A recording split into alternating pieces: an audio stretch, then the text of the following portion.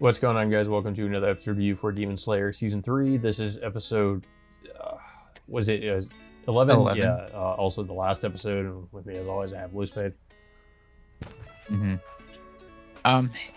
If I have to be completely honest, I don't really think this season was the strongest in terms of, I don't know, plot development and in terms of like how they portrayed it. There wasn't really much plot happening, though.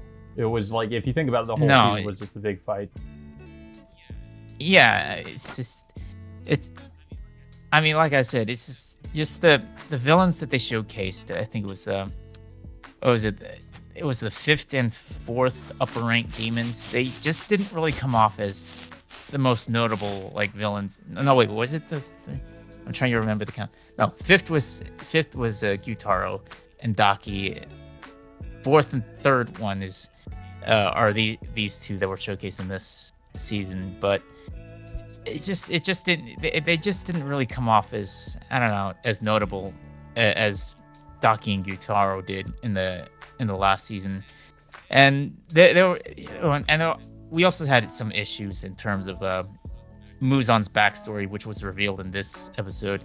Which also I need to point out that Muzan's backstory in this episode was actually anime original. So I didn't know that. It's interesting, but yeah, I just heard about it like late yesterday after coming back from work. But that's interesting, though. So you're telling, I wonder if they do go over his backstory in the manga, or did they just like leave it a mystery? They kind of, if I have to guess, they kind of glossed over it, or maybe like the writer or creator at the time didn't have the opportunity to do so. So yeah, unless they kind of did that for this episode. But honestly, I really felt like that backstory could have been done a little bit better, because it just, that was, I don't know. I'll be honest, like I never really felt like Muzan was that interesting of a villain in the first place, just because he just seems like, the typical, like, he's very angry and he wants to basically destroy everything, and there's nothing really that deep about his character. And I mean, I feel like this was an opportunity to at least sort of flesh out his character and maybe like make us see him in a bit of a different light, or kind of maybe kind of, I don't know, prove us wrong about our preconceptions about his character, because we don't really even know that much about him in the first place. So I was a little bit disappointed when, his backstory is basically just, he was given this medicine, some kind of medicine, because he was dying. And it's basically what ended up turning him into a demon. But before he even knew the medicine was even going to work, he ends up killing the doctor that gave him the medicine. I'm not exactly really sure. I don't know if they ever really explained why he did that. He just said he hated the doctor for some reason that they don't really go into it. And he just, I mean, he seemed to showcase like a strong nihilistic personality, saying that, so he kills him. And of course, like, once he becomes a demon, he becomes like, pretty much just, I would say, like, just power hungry, like he is now. He wants to, what was it? He's trying to find this thing called the blue spider lily, which, basically, because he doesn't like that, once he became a demon, he's not really able to walk out into the sun. He can't, be in the sun for too long. As we know, demons can't survive in the sun. So yeah. He thinks that if he finds this blue spider lily, he'll be able to, he'll actually be able to survive in the sun. And that, it's kind of underwhelming, to be honest. Like, it seems like it's his main motivation, really. And I just felt like I don't know, like it feels like this is the kind of backstory we've seen so much with the other villains, and it's just kind of, I was kind of hoping for something a little bit, just something either different or a little bit more complex than just like he wants to find this this plant that will enable him to walk out in the sun. And yeah, it's just my thoughts about Muzan becoming a demon. Just basically becoming a demon by accident, in a ways, because of this doctor who, because we don't know much about this doctor in particular. Like, Muzan just straight up kills him without. That was what I was actually more interested about, was who is this doctor and where did he get this medicine from that can turn people into supposedly turn people into demons. That's kind of what I'm Yeah, interested in. I mean, thanks to Muzan, we probably won't even get that answer. I mean, supposedly Muzan has vague information of like what types of materials that this doctor ended up using, which is supposedly this blue spider lily that this doctor might have ended up using on Muzan. But it's like I said, it's just like we don't know unless like we get more information up from this doctor. But he's dead now, so Yeah. Well, and this it's also kind of unclear. ties into what happens later in the episode, of course, which is what happens with Nezuko. And now Muzan's motivations are, well, not different, but I guess his focus has shifted to pretty much just trying to capture Nezuko. Yeah. So this episode focuses on Tanjiro and the others trying to go after this demon. This miniature version of the demon, who's actually the main body of all the demons that they've been fighting throughout the entire season. So Tanjiro, actually, they showcase a lot of good animation in terms of Tanjiro's fighting abilities. Like he utilizes Zenitsu's thunder breathing abilities, which he can just you can say it's like his thunder flash step, and he can just reach from point A to point B very quickly to slash this guy's neck. But eventually Tanjiro does manages to decapitate him thanks to Muichiro throwing him that sword that I forgot if it was Hanazuka, I think. Hanazuka's sword that he was working on. But before he can really confirm that he's really killed him or not, the sun eventually starts rising, and then Nezuko is unfortunately too exposed over in the field. So and Nezuko is, of course, points out that the demon is still alive and apparently just running towards a group of other swordsmiths, trying to consume them in order to survive. But before Tanjiro can go out and stop him, Nezuko ends up burning from the sunlight. So Tanjiro's stuck at a rock and a hard place, trying to decide whether he should go after this demon and sacrifice Nezuko or just stay there to protect Nezuko from the sun. But yeah, I'll be honest, I thought this was probably the most interesting part of the whole episode, or really the whole season. It's just Tanjiro having this dilemma of if he should go after this demon and kill and finish it off, or if he should try to protect Nezuko. And you can tell he's just struggling to make this decision, and he really can't make a decision on what he should do. And of course Nezuko kind of makes a decision for him by kicking him out of the way. And I like how the scene was done. I think it was done really well. Where he's just kind of, in slow motion, sort of flying away while Nezuko is burning up in the sun, and he's just having all these memories of his time with Nezuko, and it really kind of sells you on thinking that she is going to die in this scene. But it's really not a spoiler to say she's not going to die. Anybody that, I mean, of course, I already know what happens. She's not going to die anyway. But I mean, the reason why, even if I didn't think know already that she survived, that I wouldn't think that she dies, is because unfortunately the opening kind of spoils this. If you remember in the opening, she is standing in that same field while in the sunlight, and in the next scene we also see the gag that she's had the entire time in her mouth. It's not in her mouth anymore. It's on the ground. So if you put two and two together, you can assume she's going to live, because she's able to stand in the sun, and it has something to do with the gag being removed, because as we know, the gag's been there the whole time.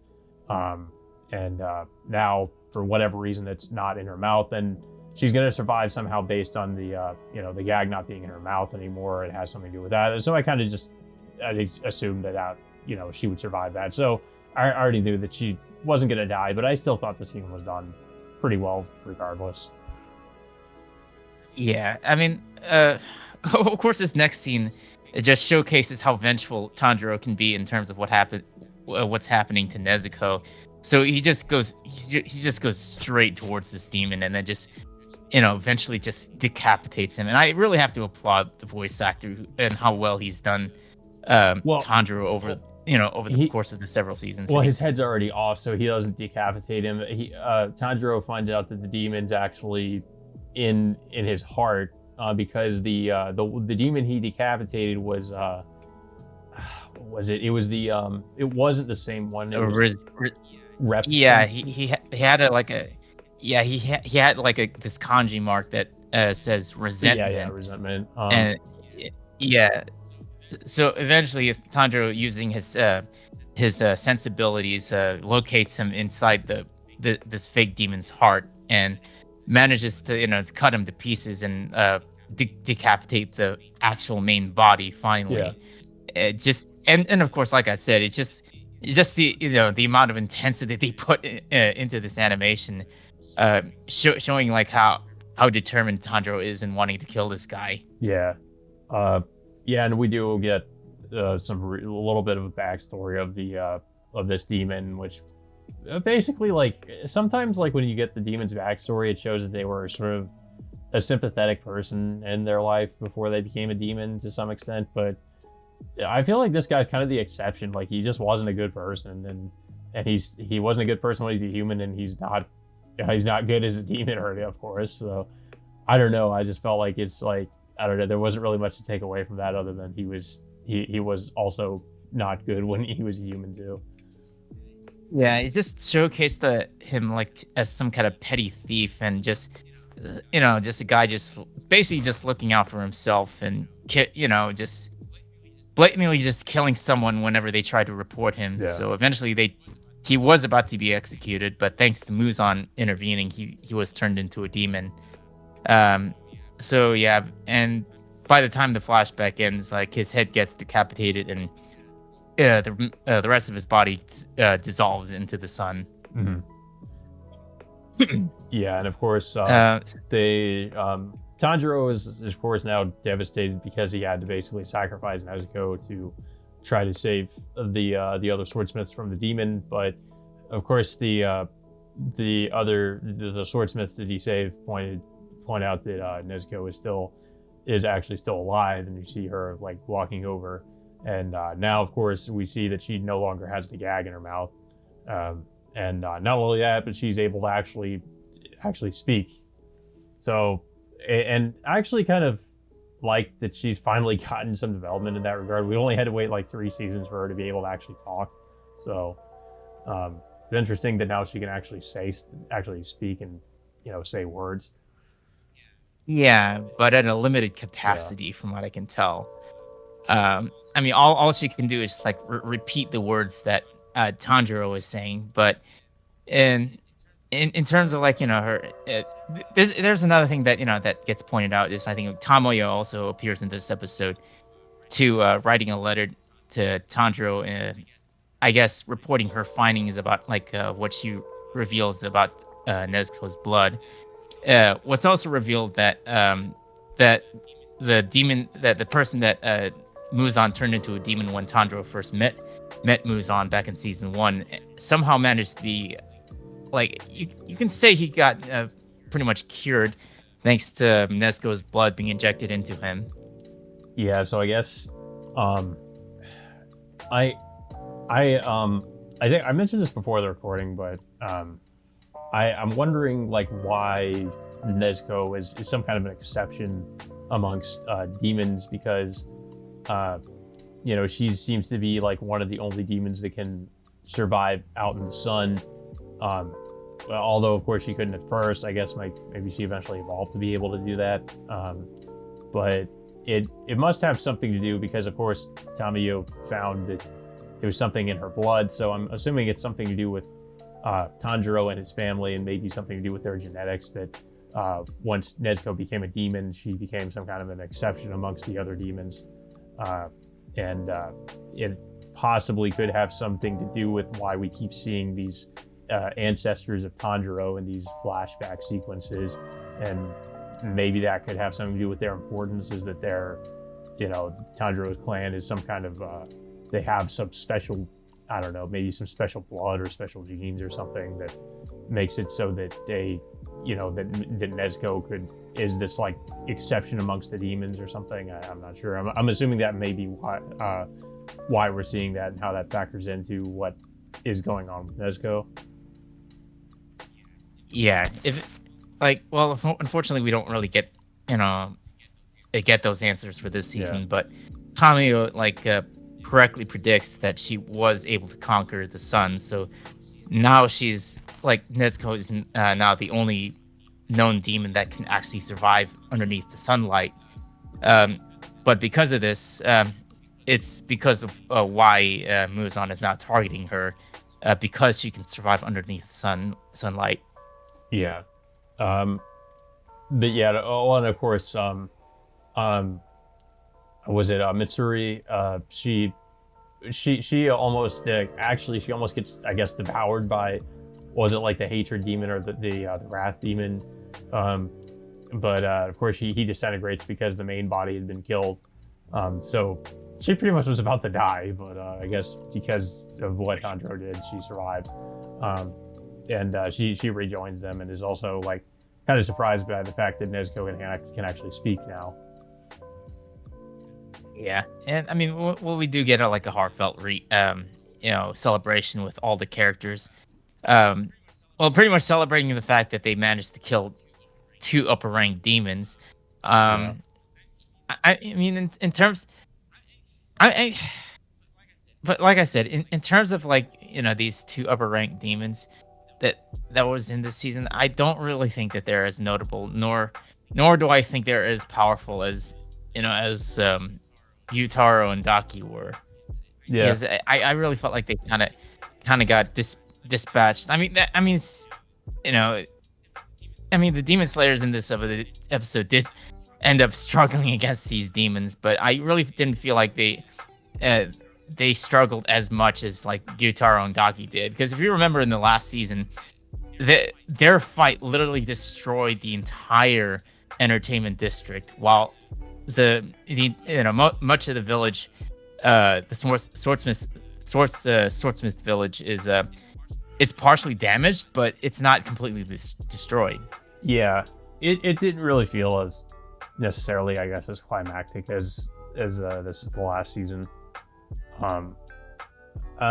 Yeah, I mean, of course, Tanjiro also, he leaves the Swordsmith village, and of course they thank him for what he's done, and it's kind of where we end things off with this season. Overall, like, this probably I would say probably the best episode, at least because it at least like has some kind of character development, some progression with the plot as opposed to what we gotten before. But it's kind of just like most of the season's just this fight, and like you said, it's just a little bit. These villains are just not really as interesting in comparison to like Daki and Gyutaro from the previous season, and yeah, I mean I don't know. And of course we had the pot demon too, which was just they didn't really give him any kind of any kind of character. Really, he was So I don't know. I honestly, I guess if I were to rate this season, I'd probably say it was probably give it a 6 or a 7, I guess. Not probably the weakest season of Demon Slayer, I would say. Not that it's bad, but just that it's not as good as what came before. Yeah, I mean, I'd say the only interesting thing was this final episode in terms of showcasing the major plot twist with Nezuko being able to survive under the sunlight. Right. But now it's going to be a major plot point moving forward with Muzan potentially targeting her in wanting her ability to survive underneath the sunlight. Yeah, that was interesting. But that's and of course, like I said, I thought that quote unquote death scene was done well, even though it was predictable that she would survive. But aside from that, I thought it was okay season, not good. It was just okay for what it was. But yeah, I don't really have too much else to say about it. Of course, as we know, they announced there's going to be another season of Demon Slayer. And I guess they're covering just this one arc, which is the Hashira training arc, I think. So yeah, I mean, I could, yeah, I could assume that it has something to do with Tanjiro potentially training becoming the next Hashira, because he's already killed at least um two different upper rank demons. Yeah. Even even with the help of other demon slayers. I mean, he personally dispatched two of the six known like upper rank demons. I So that's an impressive feat in it of I am itself. really curious as to how they're going to handle that, though, considering it's, I guess, a training arc. So, yeah, I'm kind of wondering what they're going to do with that. Um, I guess we'll have to see. But yeah, I don't really have too much else to say, though. I don't know if you have anything else to say about. Yeah. I mean, it was still a decent addition to the series. Still, Ufotable still managing to put out, such decent animation and showcasing like how well they can adapt certain scenes from the manga. Uh, But in terms of like, some parts of the plot and the villains showcased in this season, it was just it. They didn't really feel like as notable as Gyutaro and Daki were, and not to mention like Akaza, Doma, and I think it was the upper rank one Kokushibo, um, yeah, who are going to be like the upcoming villains, and probably by the next arc or the arc after that. I don't really feel like the upper rank demons in this season were as good as as the prior seasons, nor the ones that are upcoming. yeah. Uh, yeah. But that all being said, guys, until next time, we will see you all later.